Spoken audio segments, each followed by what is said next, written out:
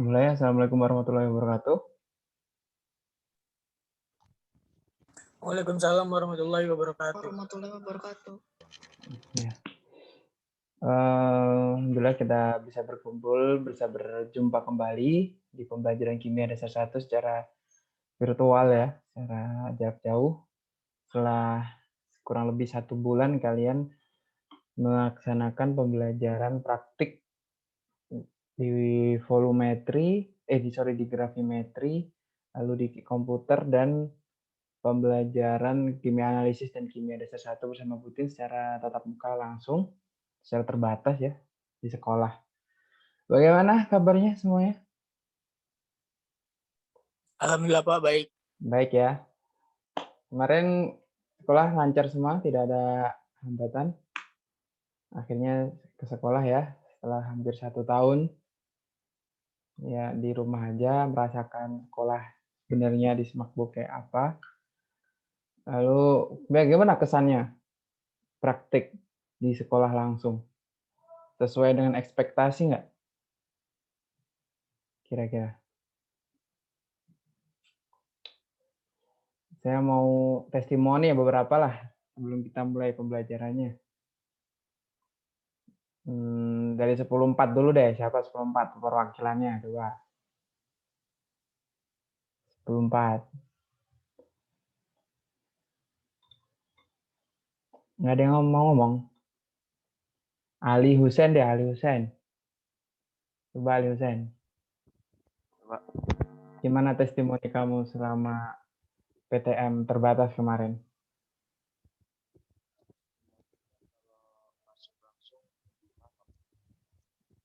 Gimana? Saya kedengeran.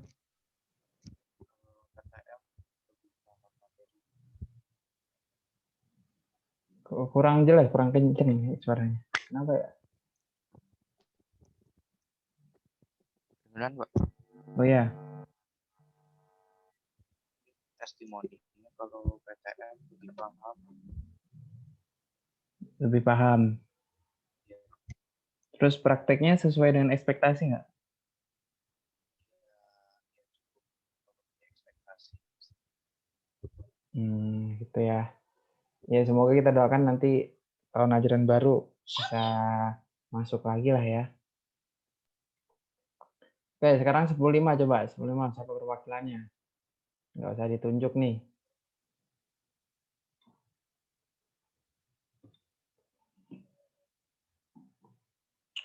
Yuk, siapa? 10.5. Salah satu.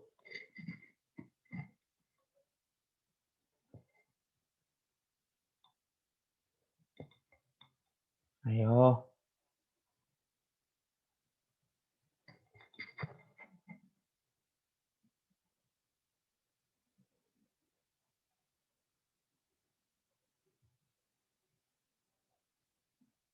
Nggak ada nih 10.5 yang mau ngomong.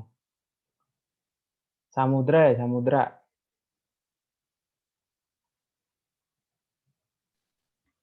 Dengar nggak Pak suara saya? Dengar. Nah, ya.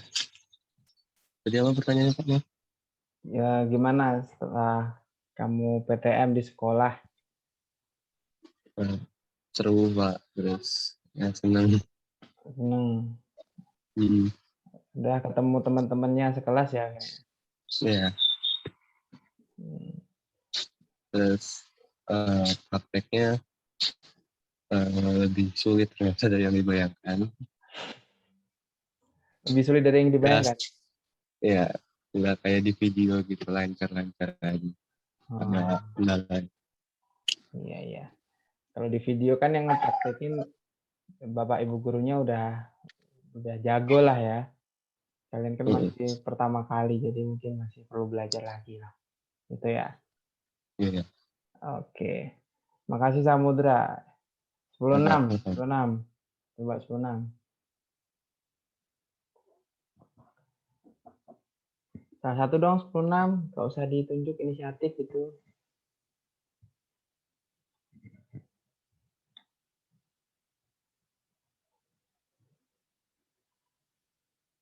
Apa nih?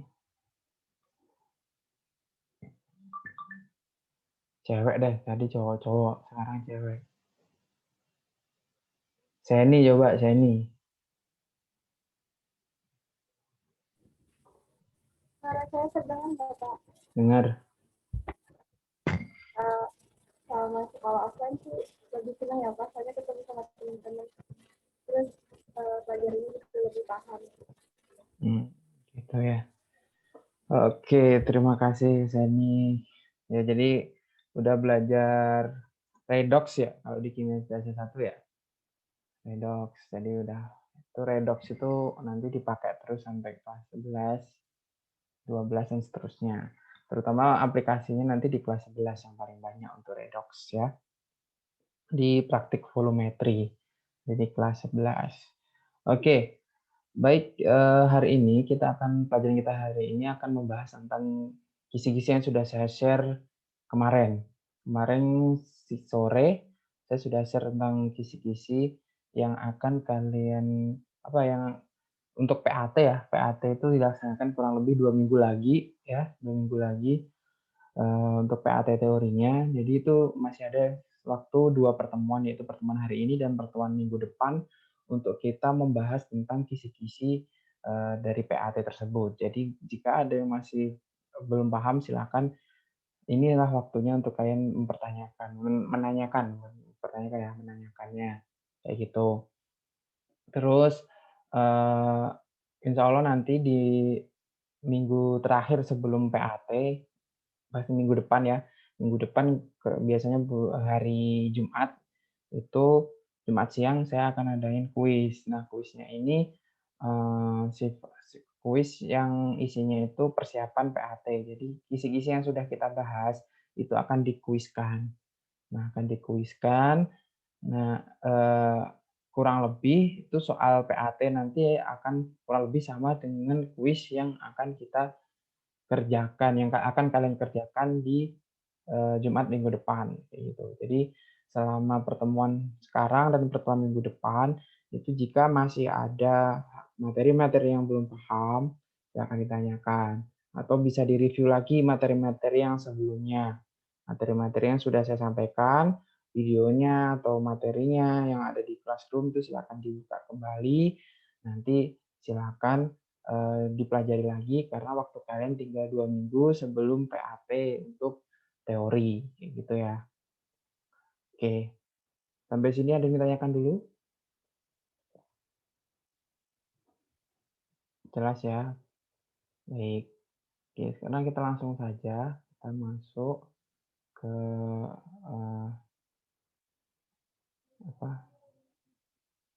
materi yang akan kita sampaikan. Oke.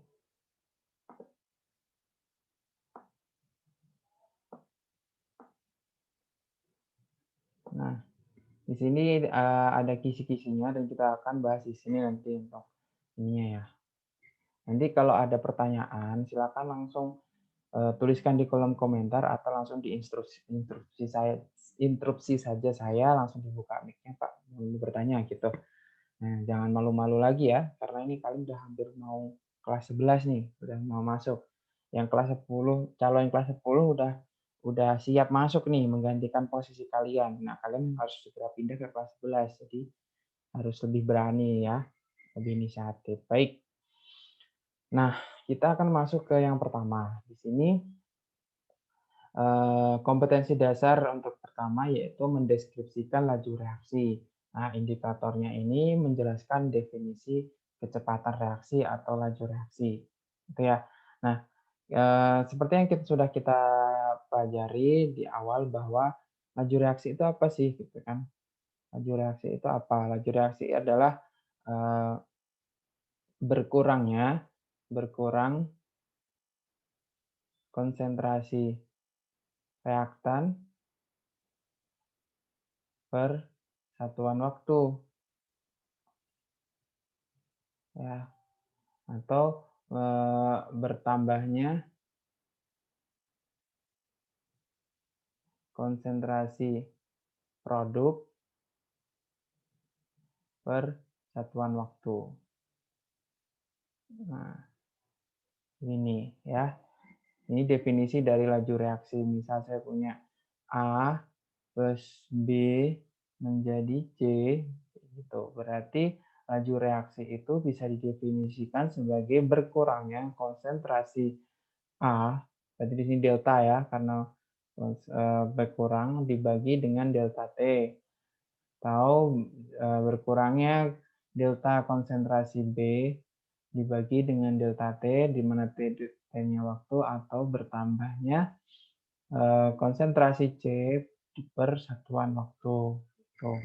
Nah, ini definisi dari laju reaksi itu sendiri. Jadi kalian harus tahu, ini harusnya tidak ada masalah untuk hal ini ya, karena mudah untuk definisi dari laju reaksi. Nah, ini kalau dibuat tabel gitu ya, misal di sini waktu, di sini konsentrasi, kok kenapa sih grafik. Nah, konsentrasi. Nah, yang A itu berarti dimulai dari atas. Lama-kelamaan akan berkurang. Ini untuk A atau B. A dan B itu grafiknya seperti ini. Tapi kalau yang C, karena dia produk, berarti di awal itu dia sedikit konsentrasinya. Ya kan? Terus lama-kelamaan dia naik. Gitu. Nah, ini untuk yang C. Jadi kalau dibuat grafik, kurang lebih grafiknya seperti ini. Seiring berjalannya waktu, C itu akan semakin bertambah konsentrasinya, sedangkan untuk A dan B yang sebagai reaktan dia akan berkurang seiring berjalannya waktu. Kayak gitu. Nah, ini untuk definisi dari laju reaksi itu sendiri. Sampai di sini masih aman ya? Atau ada yang ditanyakan?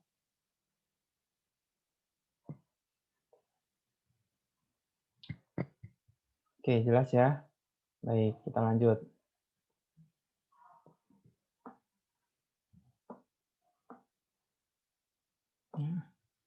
Kita lanjutkan. Yang kedua, menentukan laju reaksi dan perbandingan laju reaksi suatu zat. Nah, perbandingan laju reaksi misalkan ini ya, ada reaksi seperti ini. Ini yang seperti ini, di mana ini adalah koefisien dan ini adalah zatnya. Nah, berarti kan perbandingannya 1/A VA sama dengan 1/B VB sama dengan 1/C VC. Nah, ini kan. Nah, di sini berarti kalau misal saya punya persamaan reaksi misal seperti ini. HCl ditambah dengan CaOH 2 kali, misal seperti itu. Menghasilkan CaCl2 plus H2O. Nah, di sini tuliskan perbandingan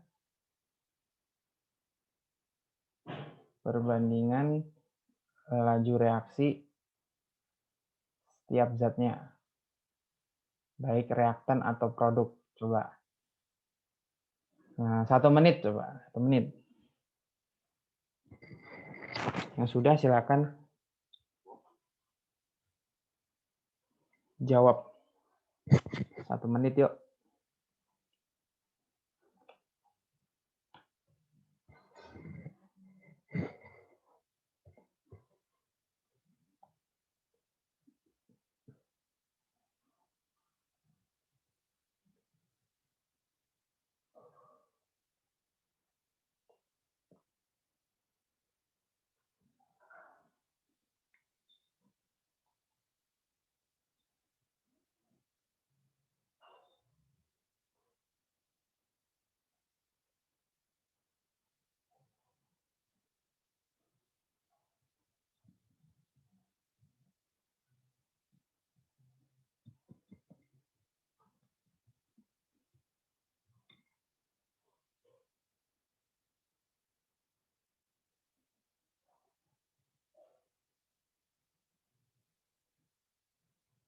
Oke, so silakan dijawab salah satu.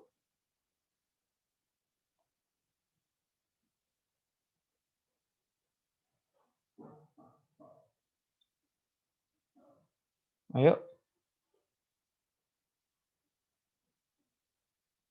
Nggak akan lanjut sebelum ada yang jawab.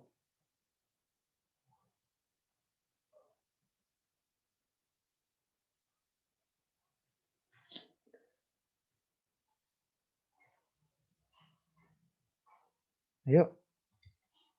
Jangan lama-lama.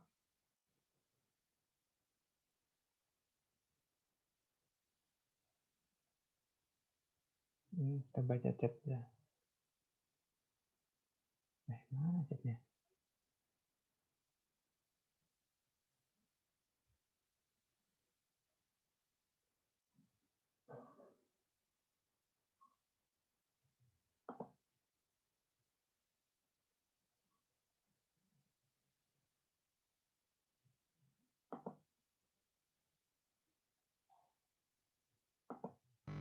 Pak, mau coba? Iya, silakan.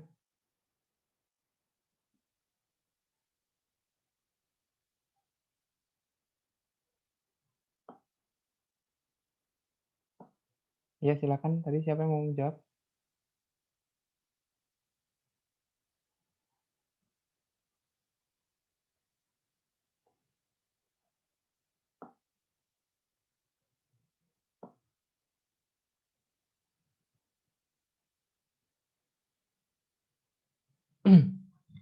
Yuk, udah 2 menit ya, masa?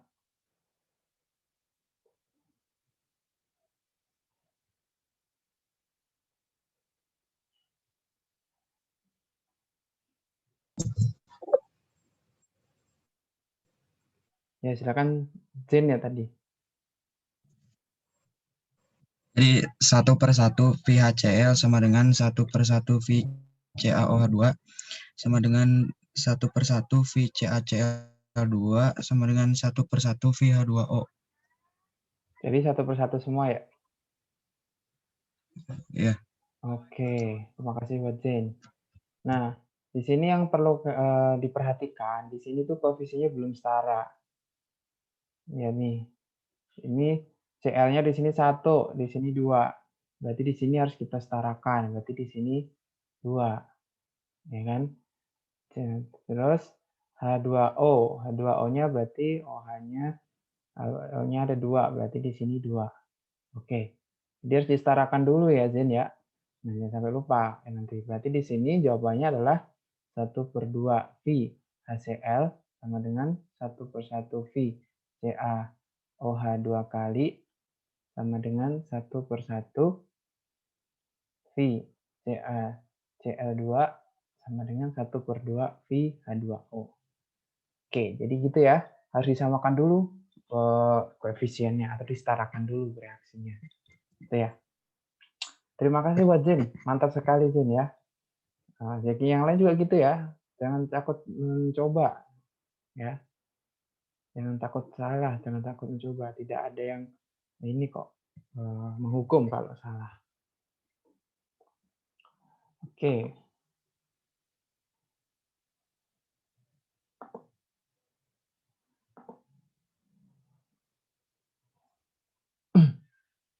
Sekarang kita lanjut ke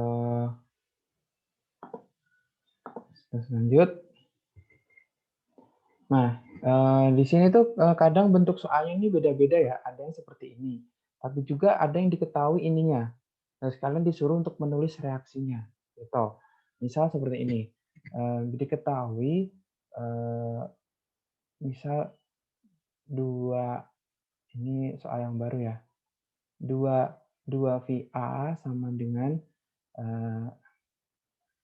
minus VB sama dengan 3 VC. Nah, tuliskan persamaan reaksi dari persamaan laju reaksi ini.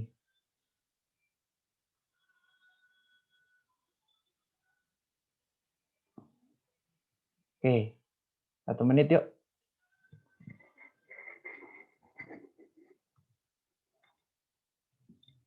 Kalau yang sudah bisa langsung jawab saja. Kayak Zen tadi mantap sekali Zen. Saya suka seperti itu, inisiatif.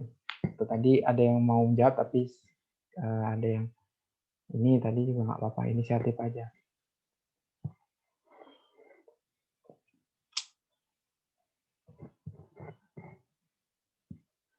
Kan kalau ada yang salah itu bisa langsung ketahuan kan. Oh ternyata di sini salahnya. Jadi di waktu ulangan tuh nggak ada yang salah karena sudah tahu salahnya di mana.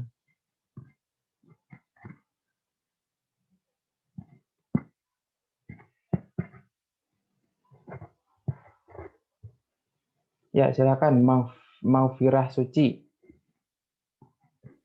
Samaan reaksinya menjadi B ditambah 3C menjadi 2A. B ditambah 3C menjadi 2A. Gini ya. Oke, Ya, ini Pak. dari Maufirah Suci 16. Ada jawaban yang lain? Teman-teman yang lain?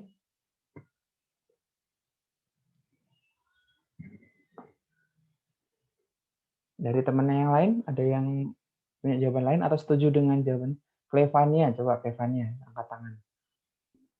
Maaf Pak, B tambah 1/3C jadi 1/2. Ini ya. Oke, ini dari Maufirah. Ini dari Clevania. Ada yang jawaban lain? Terima kasih buat Maufirah dan Clevania ya. Jawabannya mantap.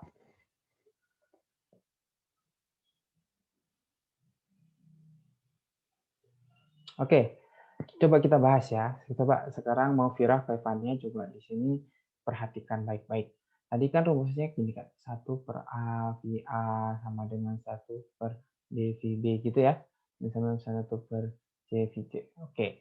Nah, di sini berarti ada tanda minus, ada tanda minus. Berarti di sini si B dan C bertindak sebagai reaktan. Ya. Terus di sini plus, berarti di sini produknya A. Oke, sepakat itu. Terus, nah kita sekarang kita bandingkan ini ya. Di sini 2 itu sama dengan 1/A, ya kan? 1/A itu sama dengan 2. Berarti ini kan untuk reaksi harusnya gini ya. Berarti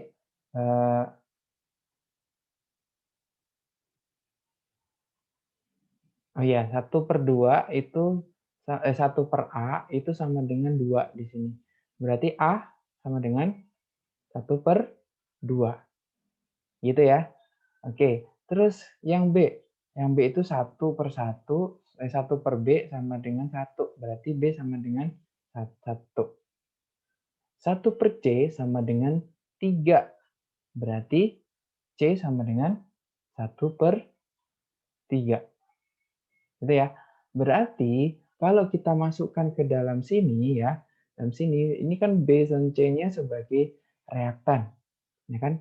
Sebagai reaktan berarti jawabannya adalah B-nya itu 1, B ditambah C-nya itu 1/3, berarti 1/3C menjadi A-nya itu setengah ini, berarti setengah A. Jadi jawabannya yang benar yang Stefania ini ya. Oke. Gitu. Jadi ini jawabannya yang benar ya. Selamat buat yang sudah jawabannya benar. Untuk Maufirah, mungkin kurang teliti ya Maufirah ya. Nah, nggak apa-apa. Sekarang masih salah nggak apa-apa. Next, jangan sampai salah lagi. Itu ya. Diingat ininya. Jangan lupa. Jangan terkecoh sama angkanya ini. Oke, gitu ya.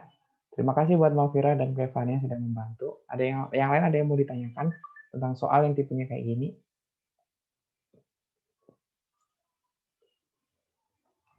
Jelas ya, berarti tadi yang banyak yang salah adalah ketika reaksinya belum disetarakan. Tadi yang soal pertama, yang soal kedua ini terkecoh dengan ini 1/A ini. Jadi langsung dimasukin gitu. Ya. Oke, jadi gitu. Kecuali kalau di sini misal setengah A, terus ini B, terus ini 1/3 VC gitu, bisa langsung dibuat jadi persamaannya seperti ini. Gitu. Oke. Oke, itu untuk yang kedua. Nah, kalau ada pertanyaan silakan. Kita masuk ke yang soal ketiga.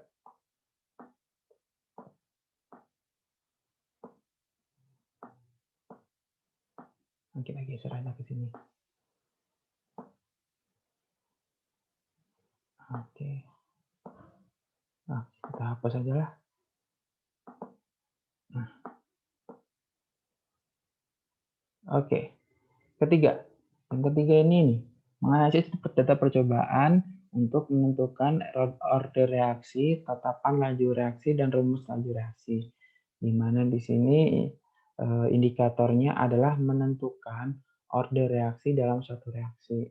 Nah, saya rasa menentukan order ini tidak terlalu susah ya. Tidak terlalu susah. Kalian juga udah bisa lah dan menganalisis laju reaksi dari suatu reaksi. Menganalisis laju reaksi itu yang sifatnya sama sih kayak order reaksi. Misal kalau dia punya order sekian, kalau di konsentrasinya dinaikkan berarti dia jadi berapa persen, jadi berapa kali lebih cepat gitu. Nah, untuk menentukan order reaksi, misal di sini ada reaksi A plus B menjadi C gitu. Nah, di sini konsentrasi A, di sini konsentrasi B, di sini laju reaksinya V-nya bisa molar per second. Oke. Nah, bisa di sini 0,1, 0,1, 0,1, 0,3. Di sini 0,3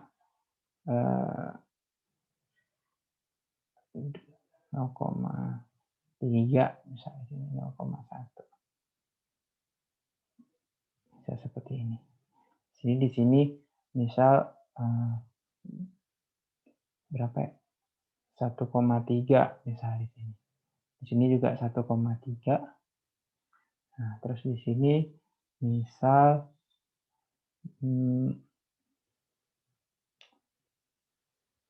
berapa ya? 3,9. Tentukan order total. Coba tentukan order totalnya.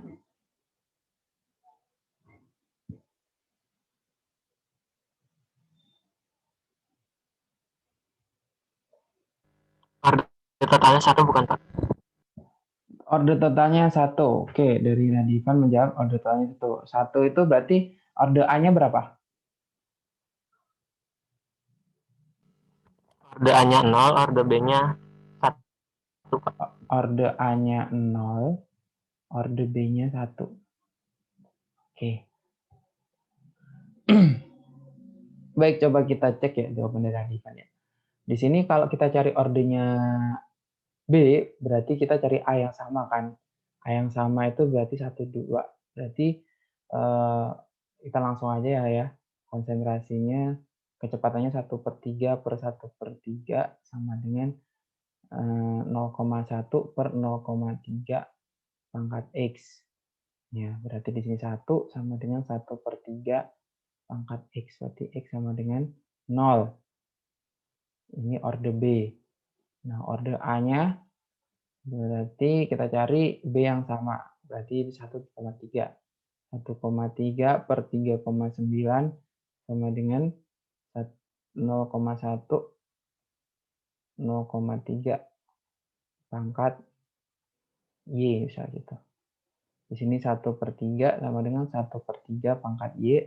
Y sama dengan 1. Berarti order totalnya adalah 1. Tapi ini Radiman kebalik ya. Ternyata yang 1 itu punya A, yang 0 itu punya B. Jadi A-nya ordernya 1, B 0. Order totalnya 1. Gitu. Oke. Nah, sekarang coba tentukan K-nya. Berapa K-nya?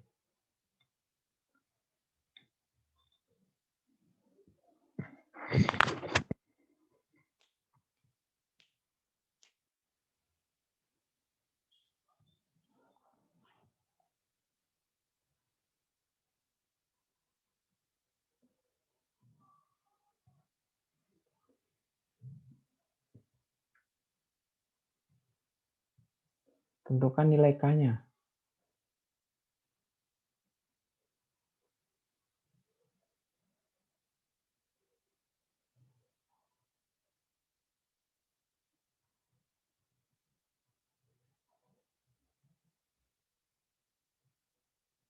Ayo.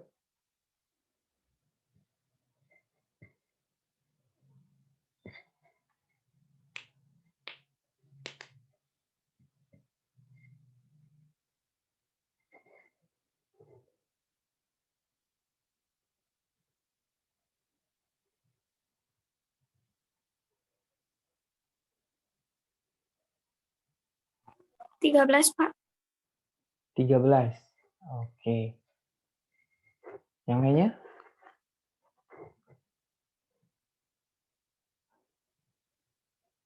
Ada yang punya jawaban lain?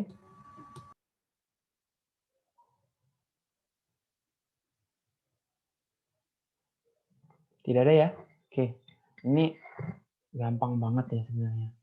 Tinggal kita masukkan misalnya di persamaan satu misal. V sama dengan K dikali konsentrasi A pangkat 1. Itu kan? Ini V-nya 1/3, 1,3 sama dengan K dikali 0,1. Nah, berarti K sama dengan 1/3 dibagi 0,1 sama dengan 13. Jadi nilai K-nya 13. Itu ya. Ini gampang lah. Ini cuma mereview kembali saja tentang ini. Oke, ada pertanyaan dari sini? Nah, bentuk soal yang lain misalnya seperti ini.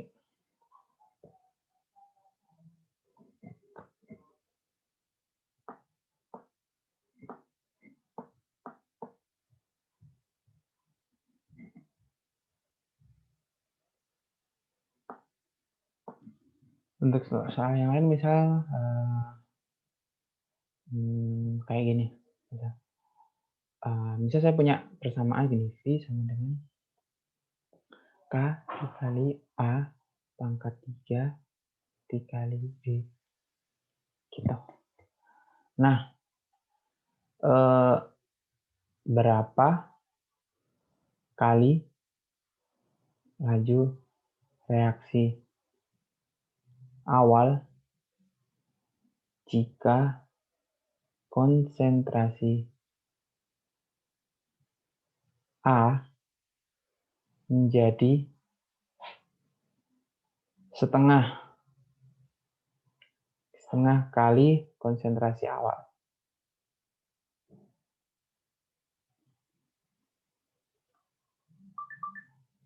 Oke, berapa kali laju reaksi awal jika konsentrasi A menjadi setengah kali laju konsentrasi awal? Berarti ketika konsentrasi A-nya itu berkurang menjadi setengah kali, berarti V-nya itu berapa kali laju reaksi awal?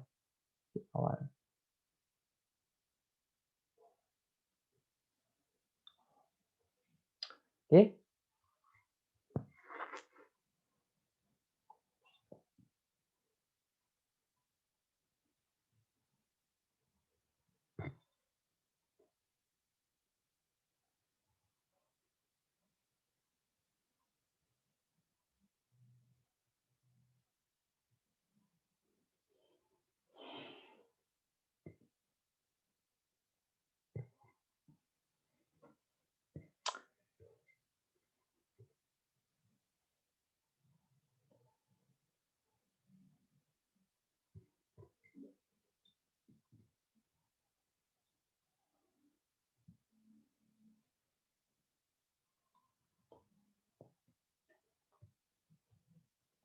Oke, berapa jawabannya?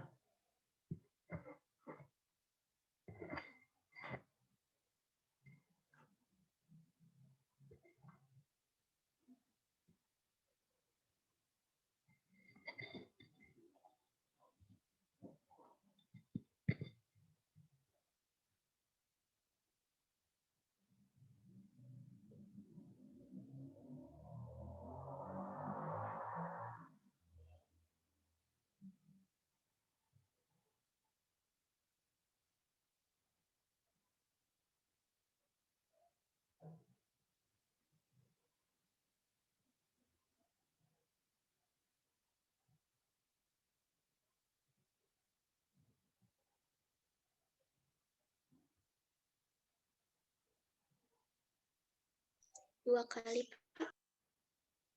2 kali. Oke, ada yang jawab 2 kali.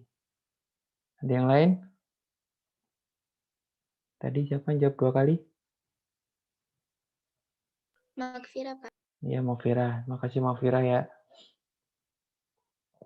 Berapa kali laju reaksi awal jika konsentrasi A menjadi setengah kali konsentrasi awal? Berarti lebih sedikit setengah kali ya.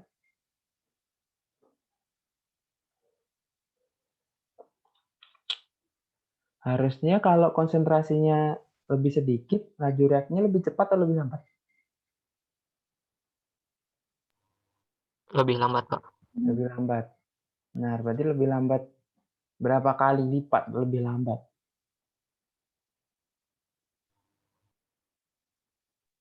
1/27, Pak. 1/27. 20.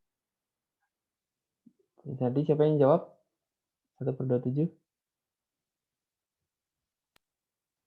Anissa. Anissa. Terima kasih buat Anissa. Yang lainnya? 1/6 reaksi awal nggak, Pak? 1/6. 1/6. Oke, 1/6. Masih belum tepat. 1/8. 1/berapa? Per 8. 1/8 dari Fatia. Oke.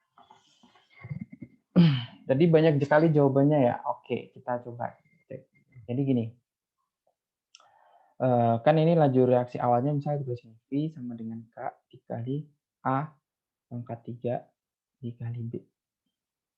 Nah, itu tuh misal kita samakan dengan X seperti itu. Laju reaksi awalnya X, hasilnya X misal. Nah, V kedua itu adalah K. Ini kan berarti setengah kali konsentrasi awal. Jadi ini setengah A pangkat 3 dikali B. Oke, seperti ini. Kita pecah K. Ini setengahnya kita keluarin. Berarti setengah pangkat 3 adalah 1/2 pangkat 3. Ini kan. Terus A pangkat 3 B. Nah, kita tahu ini ya. Ini tuh kan sama kayak ini. Artinya ini kan sama dengan 1/2 pangkat 3 X. Bener nggak? Berarti 1/2 per pangkat 3 adalah 1/2 pangkat 3 ada 1/8 X. Gitu. Karena ini A pangkat 3B kan sama kayak ini. K A pangkat 3 dikali B itu sama kayak ini. Yang beda cuma ini ada 1/2 pangkat 3 atau 1/8. Nah, berarti kalau dibandingkan antara V kedua setelah setengah itu adalah 1/8 dari X dari laju reaksi awal. Itu ya. Jadi laju reaksi setelah A-nya menjadi setengah kali konsentrasi awal adalah 1/8 laju konsentrasi awal atau V awalnya. Itu ya. Terima kasih yang sudah menjawab. Ada Mofira, ada siapa tadi? Ada Anissa, ada Divan, terus ada Fatihah yang terakhir ya. Ya, terima kasih sudah berpartisipasi menjawab, dan yang paling tepat adalah 1/8 V awal. Gitu ya. Tuh, ada yang masih belum paham silakan tanyakan. Pak, kenapa seperti itu? Itu boleh ditanyakan. Untuk yang tadi salah mengerjakan, boleh bertanya jika belum paham. Nanti juga ada soal yang seperti ini ya.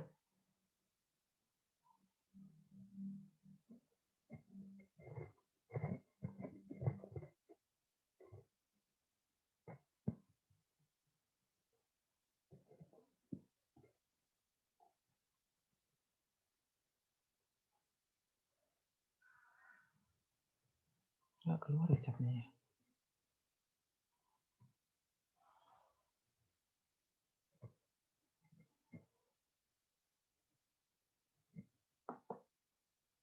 Oke, kalau nggak ada, kita lanjut ya. Sepertinya kalian sudah sangat paham. Kita lanjut ya. Next. Menganalisis faktor-faktor yang dapat mempengaruhi laju reaksi. Nah, faktor yang mempengaruhi laju reaksi ini kan sudah kita pelajari ya, faktor yang mempengaruhi laju reaksi. Ada yang pertama konsentrasi, yang kedua ada suhu, terus ada luas permukaan bidang sentuh,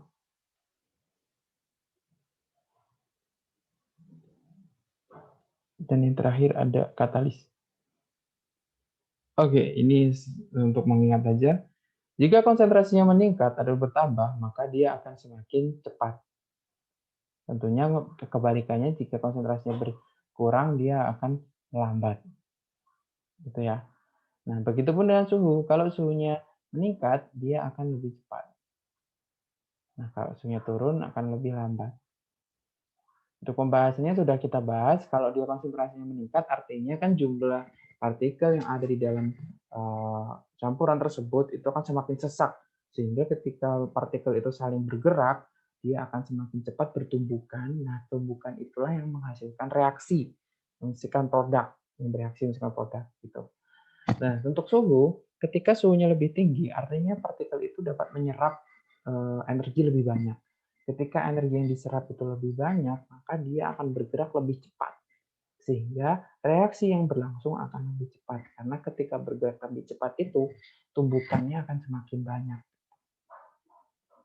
Nah, luas permukaan bidang sentuh juga seperti itu. Semakin luas permukaan bidang sentuhnya, dia akan semakin cepat. Semakin luas itu semakin cepat. Nah, luas permukaan bidang sentuh ini sering salah diartikan sebagai luas permukaan dari bendanya atau dari zatnya. Biasanya luas permukaan bidang sentuh ini digunakan untuk zatnya yang berbentuk padat ya,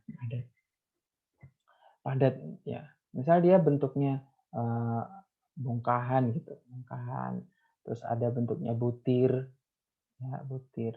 Ada yang bentuknya granul gitu, granul. Terus ada yang bentuknya serbuk. Tuh. Itu beda-beda. Nah, jadi yang serbuk ini yang paling cepat dibandingkan dengan granul atau bongkahan atau butiran dan sebagainya. Karena ini adalah luas permukaannya semakin besar. Karena ukurannya semakin kecil ya, ukurannya semakin kecil itu artinya luas permukaan bidang sentuhnya akan semakin besar. Nah, karena dia bisa menyebar kemana-mana di segala sisi, dia bisa bertumbukan.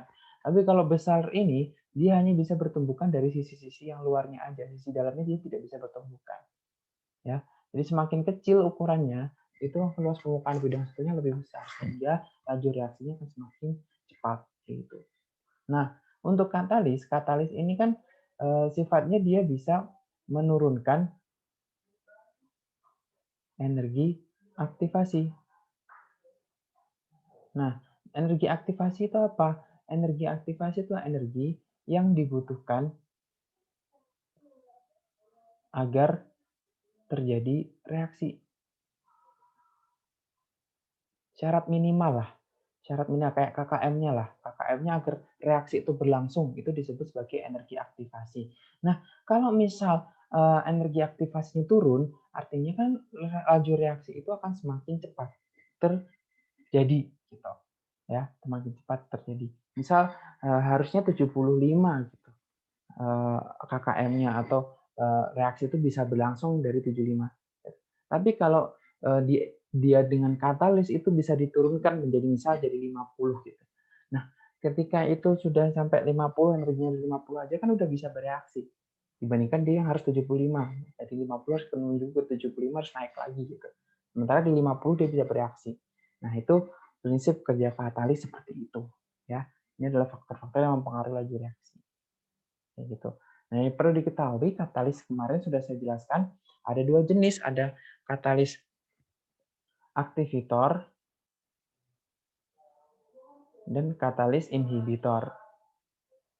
Nah, perbedaannya kalau katalis aktivitor dapat mempercepat, kalau inhibitor bisa memperlambat.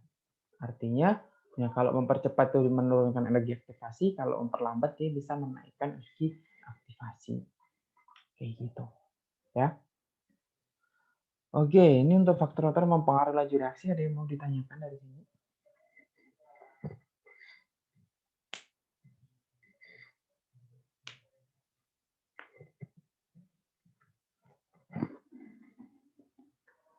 Tidak ada? Baik, kalau tidak ada kita lanjut saja ya. Kalau bertanya langsung tanya aja ya.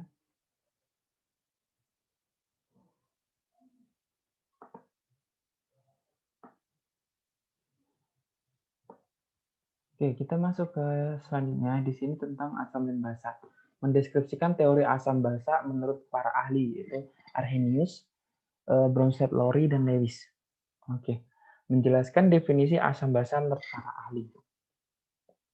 Nah, di sini teori asam basa. Ini ya, kalian harus tahu ya. Sebenarnya hafal sih, hafalan. Cuman saya tuh lebih suka memahaminya gitu daripada menghafalkan ya teori-teori itu. Pertama dari Arrhenius. Arrhenius yang paling tua. Arrhenius menjelaskan bahwa asam adalah zat yang melepas ion H+ di dalam air. Sedangkan basa adalah yang melepas ion OH- di dalam air. Nah, ini simpel sekali ya, pengertian yang sangat umum sudah kita ketahui bersama untuk Arrhenius. Nah, untuk yang kedua yaitu Bronsted, Lowry. Nah, menurut Bronsted, Lowry, asam adalah spesies atau zat ya, spesies atau zat yang donor proton atau H+. Sedangkan basa adalah spesies atau zat yang aseptor proton atau H+. Oke. Nah, ini donor itu berarti memberi H+ atau proton. Sedangkan aseptor itu akhirnya menerima proton atau H+. Bronsted, Lowry. Sedangkan Lewis, ini asam adalah senyawa atau spesies atau zat ya yang donor pasangan elektron. Salah. Aseptor ya. Aseptor. Jelek, kita hapus dulu aja. Aseptor. Sedangkan basa adalah yang mendonorkan pasangan elektron. Nah, ini untuk Bronsted, Lowry, dan Lewis ini sebenarnya sebenarnya sama ya, sebenarnya sama. Hanya saja untuk Bronsted, Lowry itu yang ditinjau adalah protonnya. Sedangkan kalau Lewis itu elektronnya. Di sini lihat, untuk asam, untuk Bronsted itu adalah mendonor, artinya memberikan proton. Sedangkan untuk Lewis artinya menerima elektron. Artinya kan sama aja. Dia mendonorkan proton, berarti dia menjadi positif gitu ya. Mendonorkan proton, terus dia menerima elektron. Ini yang dilihat elektronnya. Sebenarnya peristiwa yang sama, hanya yang dilihat itu berbeda. Seakan-akan kalau menerima elektron itu kan seakan-akan dia menjadi bermuatan negatif kan. Sama aja kalau dia melepas si muatan positifnya, kan dia juga seakan-akan menjadi negatif gitu. Jadi itu kalau asam. Kalau basa sama aja, dia menerima proton, menerima H+. Nah, menerima H+ artinya seakan-akan dia awalnya mungkin netral menjadi positif karena dia menerima H+. Nah, sama kayak Lewis. Lewis itu yang ditinjau adalah pasangan elektronnya. Nah, seakan-akan dia itu jadi plus. Karena apa? Karena dia mendonorkan, dia memberikan elektron dia, memberikan muatan negatif dia. Berarti dia juga akan menjadi plus dong. Awalnya netral, misalnya awalnya netral. Dia memberikan pasangan elektronnya, memberikan muatan negatifnya. Berarti kan dia jadi positif gitu. Nah, kurang lebih seperti itu ya. Kalau saya lebih memahaminya seperti itu, tidak terlalu menghafal gitu. asam itu yang apa ya, yang positif atau yang negatif, itu aja tinggal saya menghafalkannya di situ gitu. Oh ternyata asam itu yang negatif. Artinya negatif itu dia memberikan proton menurut Bronsted-Lowry atau menerima pasangan elektron menurut Lewis. Oh berarti basa itu yang positif. Positif itu artinya apa? Berarti dia menerima proton untuk Bronsted-Lowry atau melepas atau mendonorkan pasangan elektron menurut Lewis. Itu kalau saya lebih memahaminya seperti itu. Tapi kalau kalian mempunyai cara memahami yang lain, ya monggo terserah ya. Lebih mudah yang mana. Kayak gitu. Oke.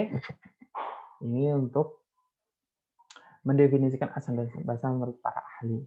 Ada yang mau bertanya sampai sini?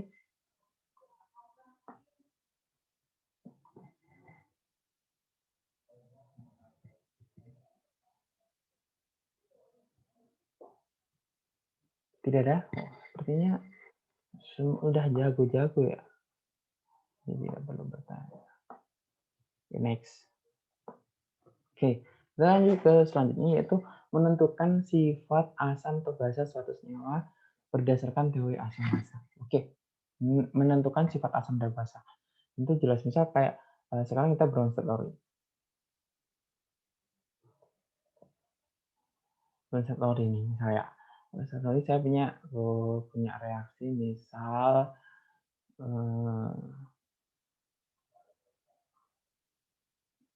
ya, misal gini dah, ada NH3 ditambah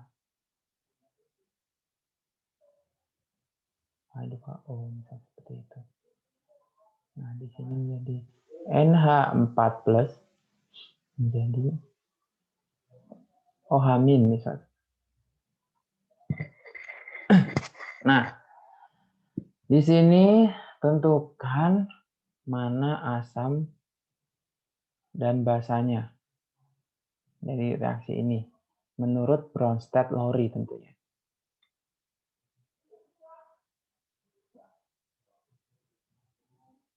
Oke, silakan jawab.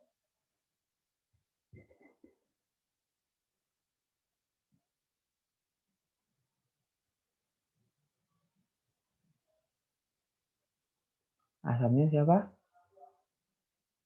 NH3, Pak. NH3. Basa? H2O. H2O. Asam konjugasi? NH4+. Ini. Salah. Asam konjugasi itu apa?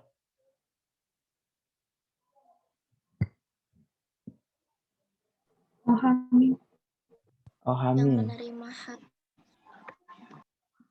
Ini basa konjugasi NH4+. Bentar.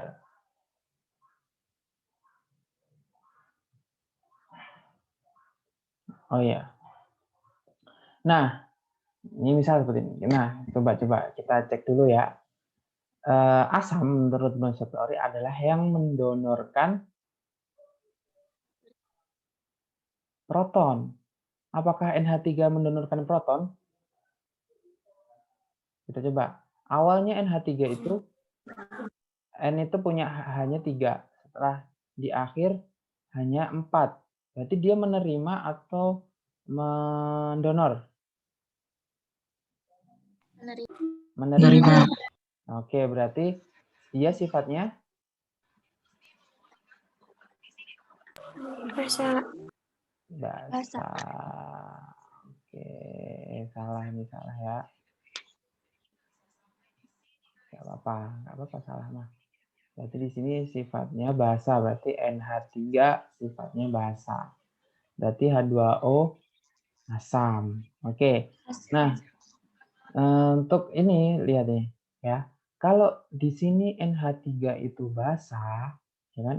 NH3 itu basa, berarti hasilnya setelah dia menerima proton itu kan NH4. Berarti NH4 itu pasti sifatnya asam konjugasi. kebalikannya. Sama kayak nih H2O. H2O itu setelah dia mendonorkan, ya kan? Mendonorkan proton kan asam. Setelah dia mendonorkan proton, hasilnya kan OH-. Nah, OH- itu basa konjugasi pasti. Kayak gitu. Ya. Jadi pasangannya itu basa dengan asam konjugasi, asam dengan basa konjugasi. Seperti itu ya. Oke. Sampai sini ada yang ditanyakan?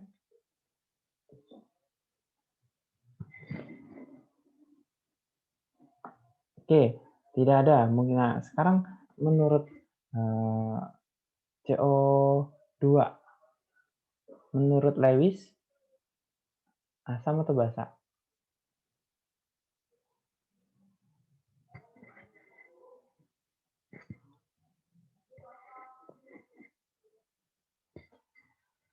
CO2 menurut Lewis bersifat asam atau basa?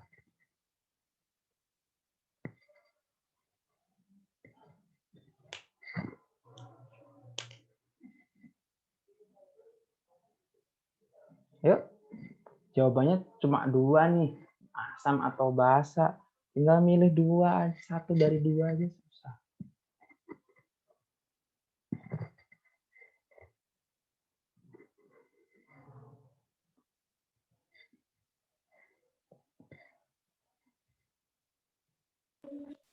Basa.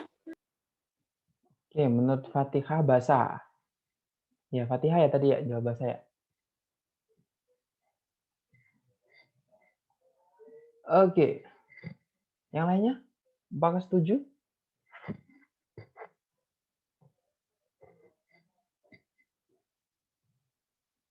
Halo. Yang lainnya jawabannya apa? CO2. Ini kok chat saya nggak muncul ya?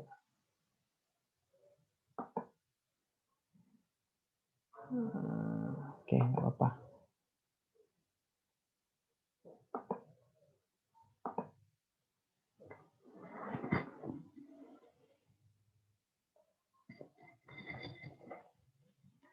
Yang lain jawabannya apa?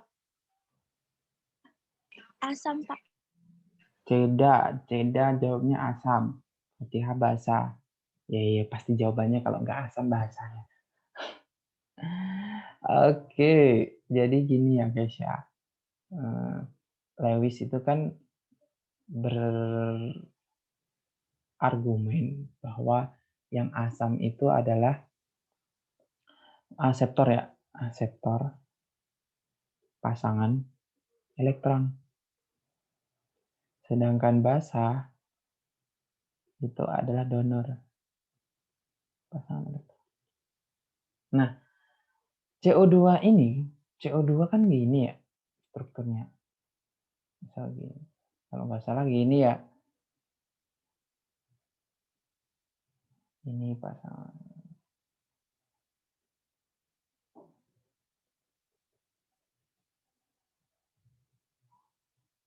Satu, dua, tiga, empat. Di sini. Ini harusnya nggak ada. Oke lah, kurang lebih seperti inilah ya struktur Lewisnya ya. Nah, orang yang namanya mengaseptor itu kan menerima ya. Kalau dia menerima, artinya dia harus memiliki wadah atau tempat untuk dia menerima pasangan elektron tersebut, ya kan? Kalau mendonor, artinya tuh orang yang mau bisa mendonor itu pasti orang yang kelebihan. Orang yang memberi itu pasti punya kelebihan, ya kan? Masa dia kekurangan tapi malah memberi gitu, tambah miskin gitu, ya? Pasti orang yang memberi itu memiliki kelebihan, ya, mendonor. Artinya dia pasti memiliki pasangan elektron yang berlebih. Oke, ciri-cirinya dilihat dari atom pusat. Atom pusat. Nah, atom pusatnya ini kan C kan? Nah, C ini kira-kira dia tipe yang memiliki kelebihan elektron atau yang dia tipe yang memiliki tempat untuk menerima persinggahan bahasanya, menerima sumbangan pasangan elektron. Tipe yang memiliki tempat bernaung atau yang bisa memberi. Coba C-nya ini.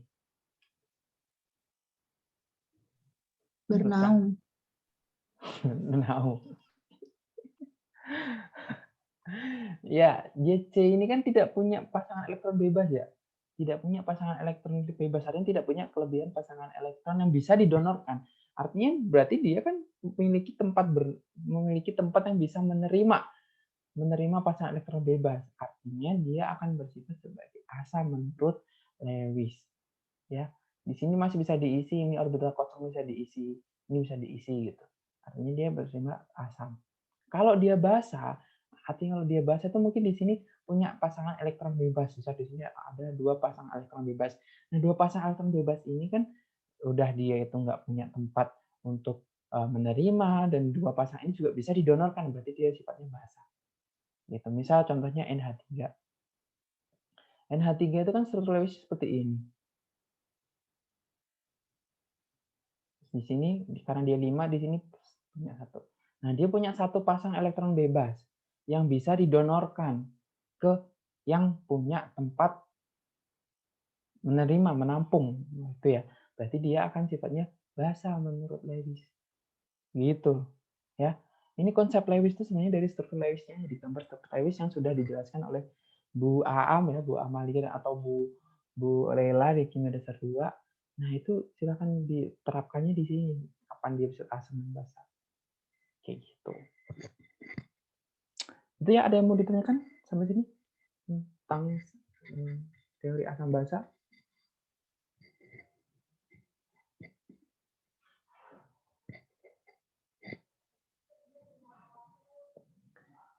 Kalau kalian diem aja itu saya anggap mengerti gitu ya. Nah, jadi saya nggak tahu nih kalian mengerti atau enggak, tapi ya saya anggap mengerti aja karena nggak ada yang tanya.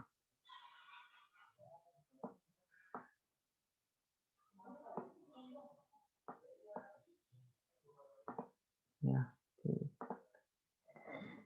Oke. Kita ke nomor 5, kompetensi dasar nomor 5, yaitu menganalisis sifat keasaman dan kebasaan suatu larutan. Ya, kita tahu ya sifat asam dan basa gitu kan. Asam itu pH-nya kurang dari 7, ya kan? pH-nya kurang dari 7, terus dia mengubah kertas lakmus biru menjadi merah. Ya.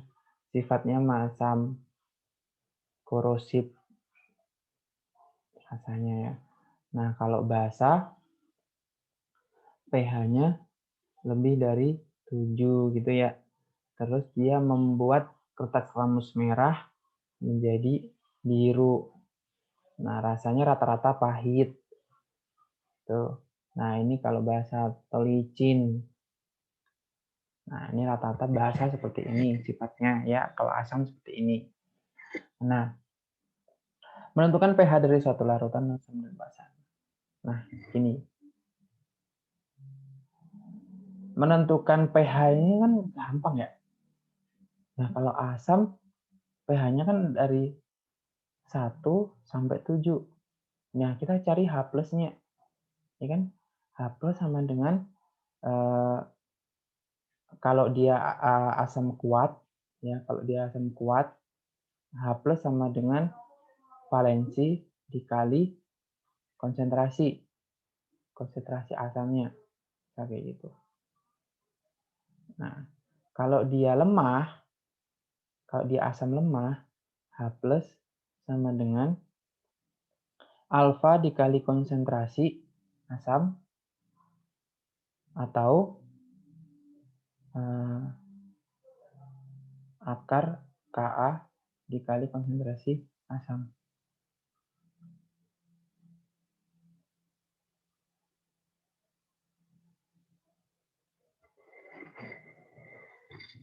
Gitu.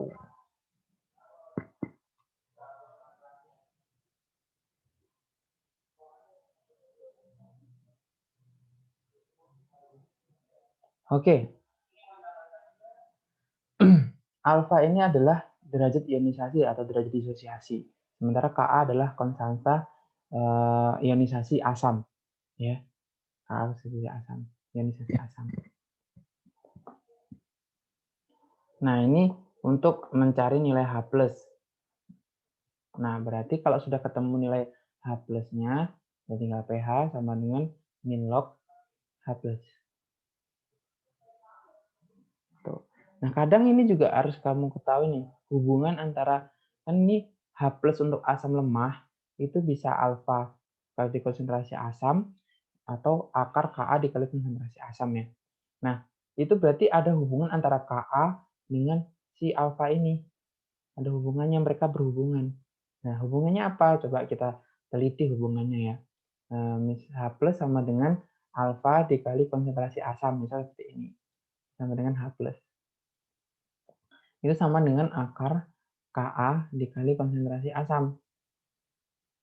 Gitu. Nah, ini kan mereka sama-sama H+ ya.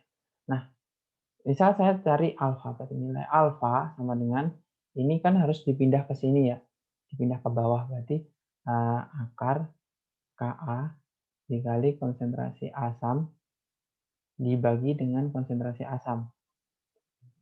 Ini kan ya, dikali konsentrasi asam. Nah, agar dia masuk ke sini, berarti ini harus masuk ke dalam akar.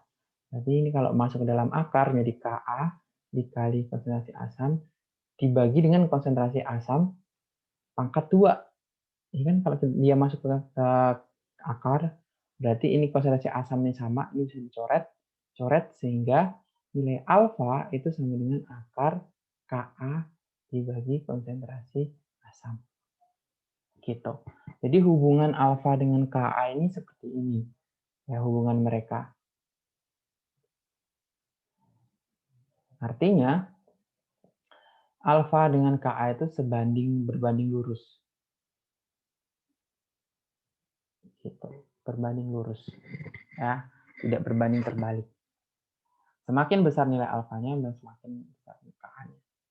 Gitu. Itu untuk asam lemah. Yang punya alfa, yang punya Ka itu hanya asam lemah. Ya. Sedangkan alfa itu punya asam kuat dan asam lemah. Kalau asam kuat, alfa sama dengan 1, itu untuk asam kuat. Kalau asam lemah, alfa dari 0 sampai kurang dari 1. Sorry, ini ya. Nah, ini asam lemah. Gitu. Ini untuk menentukan nilai pH, saya rasa gampang ya. Nanti nilai Ka-nya atau derajat disosiasinya pasti ada di soal. Ya, tidak perlu kalian khawatir, kalian hanya tinggal menghitungnya saja H+-nya berapa. Nah, yang perlu diteliti ya berapa nilai alfanya itu, atau berapa nih konsentrasinya. Seperti itu. Nah, itu untuk yang asam. Untuk yang basa, sebenarnya sama aja untuk basa ya. Untuk yang basa itu kan untuk basa kuat, OH- sama dengan valensi dikali konsentrasi basa. Untuk basa lemah, sama dengan akar OH- sama dengan akar Kb dikali konsentrasi basa, atau alfa dikali konsentrasi basa. Untuk basa lemah. Ya. Nah, kalau sudah ketemu OH- tinggal POH sama dengan min log OH- dan pH sama dengan 14 min POH. Nah, ini untuk mencari nilai pH dari asam dan basa, untuk mengingatkan saja lah ya. Oke, seperti itu.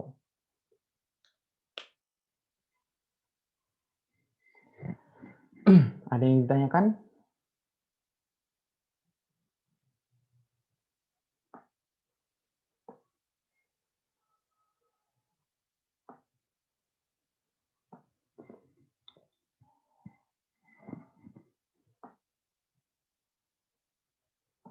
Nah, untuk pH ini menentukan pH. Ya. Nah, sekarang ini ada yang tanya?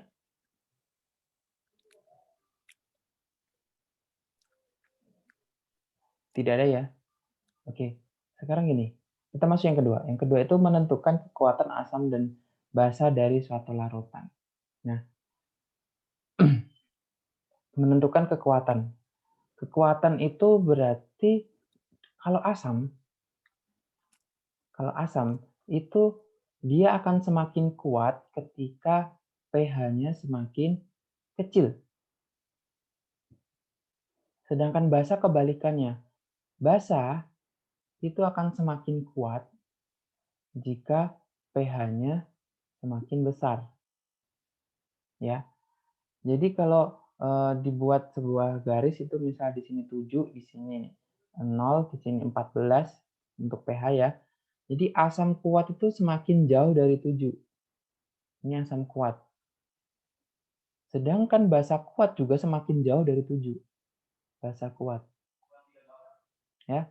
Jadi semakin kuat itu mereka kan semakin jauh ya dari angka 7 dari netral. Kalau semakin dekat berarti dia akan semakin lemah. Artinya kalau pH semakin besar itu dia akan semakin lemah untuk asamnya. Sedangkan untuk basanya semakin besar, semakin kecil pH-nya, dia akan semakin lemah juga. Kayak gitu ya. Nah, itu untuk asam kuat dan basa kuat. Tentunya kalau dia konsentrasinya lebih tinggi, misal zat yang sama tapi konsentrasinya lebih tinggi, maka sifatnya akan semakin kuat. Baik dia asam atau basa. Ya. Kalau misal sama-sama HCl, yang satu 0,1, yang satu 0,2. Nah, ini lebih asam yang mana atau lebih kuat yang mana? Pasti lebih kuat yang 0,2. Nanti pH-nya pasti lebih kecil yang 0,2 dibandingkan dengan yang 0,1 M. Gitu ya, untuk asam dan basa kekuatannya. Kalau dia kuat itu gampang dilihat dari konsentrasinya aja. Tapi kalau lemah, nah ini harus diperhatikan nih kalau lemah ya. Kalau dia tergolong asam atau basa lemah, kalian harus memperhatikan alfa dan Ka atau Kb-nya. Ya. Alfa semakin besar artinya dia semakin kuat. Baik asam atau basa. Ya. Sama Ka atau Kb semakin besar, maka dia semakin kuat juga asam atau basanya. Ya. Dia akan semakin kuat. Di sini kalian harus tahu. Ya, harus tahu. Ini akan masuk ke yang selanjutnya, menentukan tingkatan kekuatan asam basa dari suatu larutan berdasarkan nilai Ka atau Kb dan nilai derajat disosiasinya. Gitu. Nah, misal seperti ini. Saya punya alfa 1 lebih kecil daripada alfa 2, lebih kecil daripada alfa 3. Ini untuk asam lemah. Nah, asam lemah ya. Nah, kira-kira kekuatannya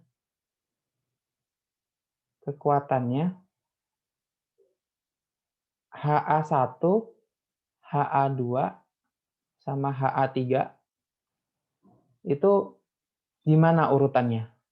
Kekuatan asamnya. Coba, kalau datanya seperti ini.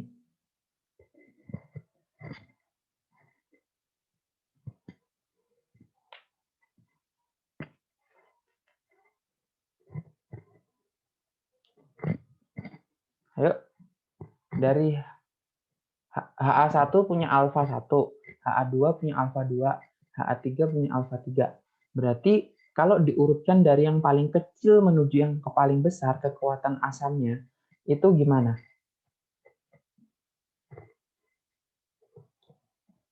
Ha1 dulu, Pak. Ha1 paling kecil. Ya, terus? Nomor 1. Ha2, Ha3. Gini ya, berarti gini. H2 dan Gini, benar?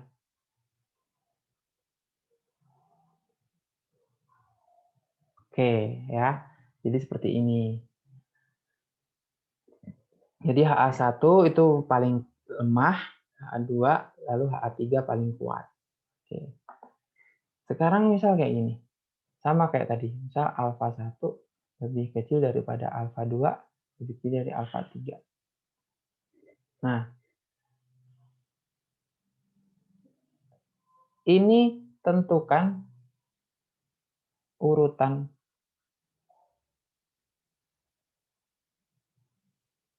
pH-nya dari yang paling kecil.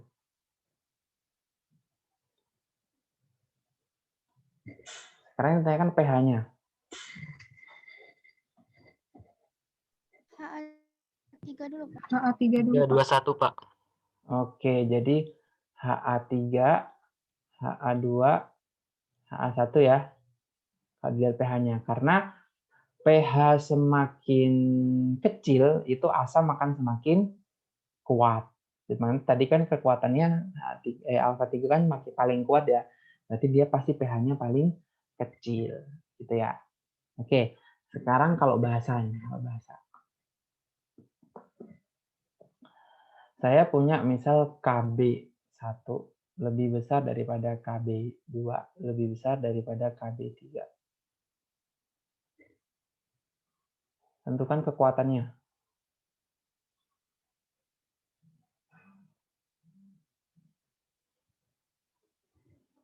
Dari yang paling kecil menuju paling besar. 321, Pak. 321. Oke, ya.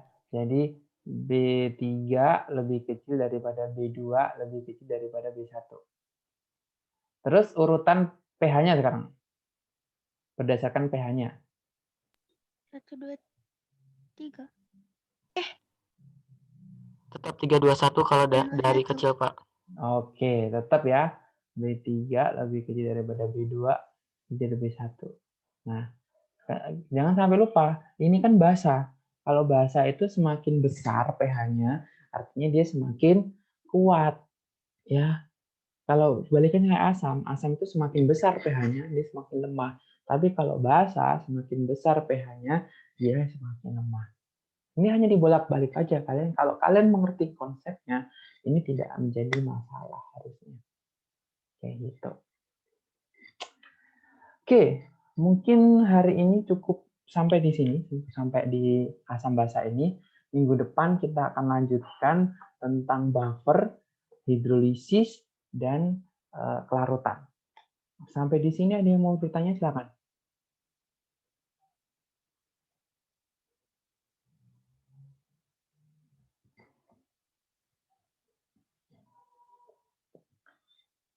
Ada yang mau bertanya sampai sini?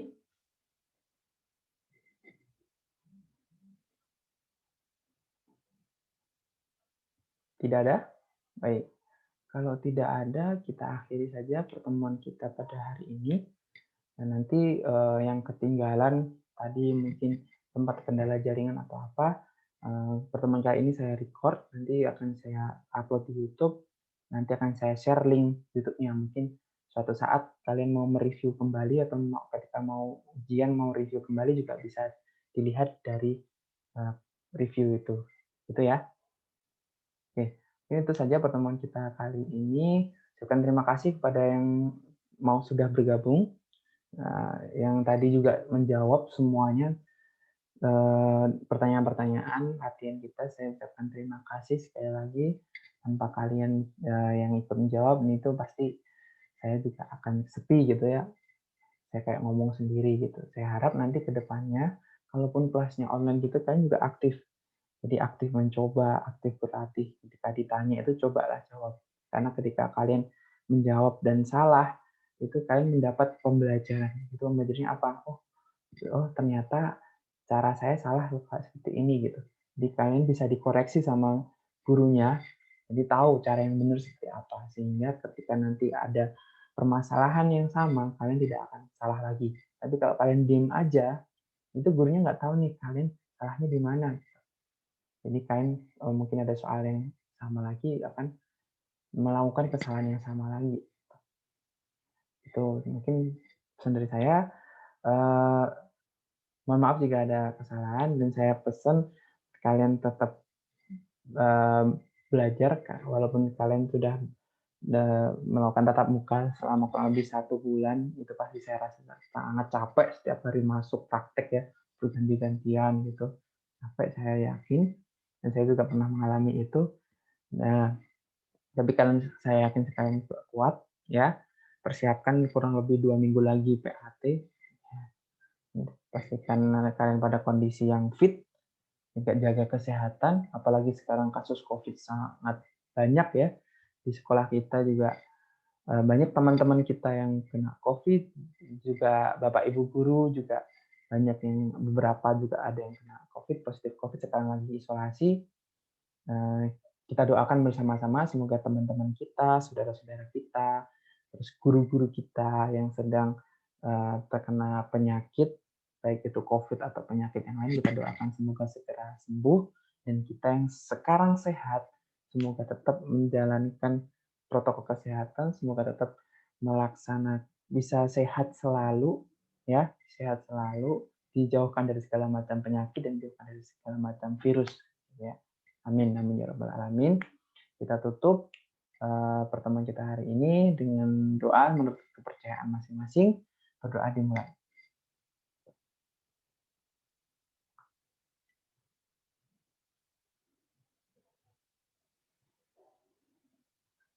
Amin, amin ya rabbal alamin.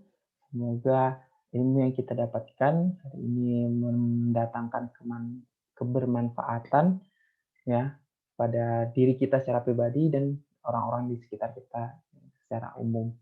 Itu saja dari saya. Sampai jumpa di minggu depan. Jangan lupa absen. Setelah ini akan ada absen di Google Classroom. Saya akhiri. Assalamualaikum warahmatullahi wabarakatuh. Waalaikumsalam warahmatullahi Terima kasih, Pak. Waalaikumsalam.